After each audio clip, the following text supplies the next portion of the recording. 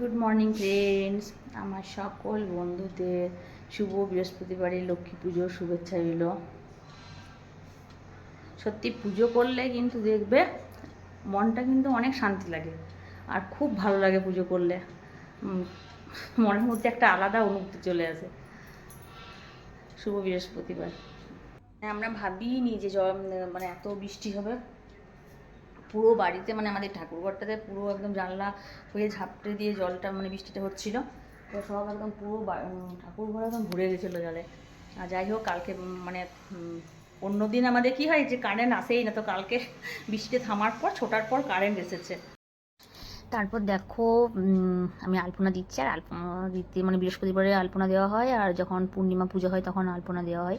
খুব ভালো পারি না, তাহলে বৃহস্পতিবার পুজো হলে মানে দিতে হয়, চৌকাঠে দিতে হয়, তারপর ঠাকুর ঘরে দিতে হয়। আমি কালকার বৃষ্টিটা তোমাদের দেখাচ্ছি। যখন দেখো 5:30 নাগাদ, মানে 5:30 থেকে আমাদের বৃষ্টি শুরু হয়েছে। কত মেঘ করেছে দেখো, এত বিদ্যুৎ চমকাচ্ছে। আর আমি তো এত রিস্ক নিয়েও আমি কিন্তু ভিডিওটা করেছি। অ্যান্ড আমি ছাদে গেছিলাম কালকে, ছাদে গেছি তোমার ছাদে, মানে আমি খুব জোর 5 মিনিট ভিডিওটা করেছি ছাদে গিয়ে।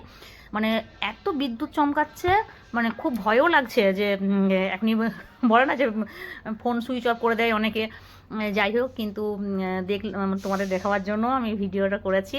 বিশ্বাস করো, কালকে সন্ধ্যা থেকে মানে 5:30 থেকে, মানে 5টা থেকে তো পুরো মেঘ হয়ে আছে, জমে গেছিলো। তারপরে তোমার 5:30 থেকে বৃষ্টি শুরু হয়েছে, বৃষ্টি বজ্রপাত ঝড় মানে প্রচুর হয়েছে কালকে, বিশাল। আর খুব মানে এই বৃষ্টিটা প্রত্যেক জায়গায় হয়েছে। তারপর তোমার 6টার পর, 6টা 10-15 পর বৃষ্টিটা থামলো। তারপর আমি তো প্রত্যেক দিন সে মন্দির যাই, শিব মন্দির, দুর্গা মন্দির, ধূপ দেখাতে, প্রদীপ ধূপ দেখাতে। তারপরে গেছিলাম, ভেবেছিলাম যে যেতেই পারবো না, যাই হোক। আর আজকে বৃহস্পতিবার সকালে তারপর উঠে দেখলাম যে দেখি একবার বাগান বাড়িটা গিয়ে দেখি, তো মাটি সব ভেজা, সব যেতে আজকে মানা করছিল যে উঠোনের মধ্যে যে ফুলগুলো ছিল সেগুলো নিতে বলছিল বাড়িতে সবাই। কিন্তু মনে হয় যে পুজোর সময় একটু মানে লক্ষ্মী পুজো করবো, একটু বেশি করে ফুল নিয়ে আসি যখন ফুল আছে। আর দেখো, কালকে তো অনেক আম ঝরে পড়েছে, কি জানি সবাই নিয়েছে কিনা বলতে পারছি না। না ডুবে গেছে, ডুববে না, ভাসবে। ওই সাইডটা আমি যেতে পারলাম না।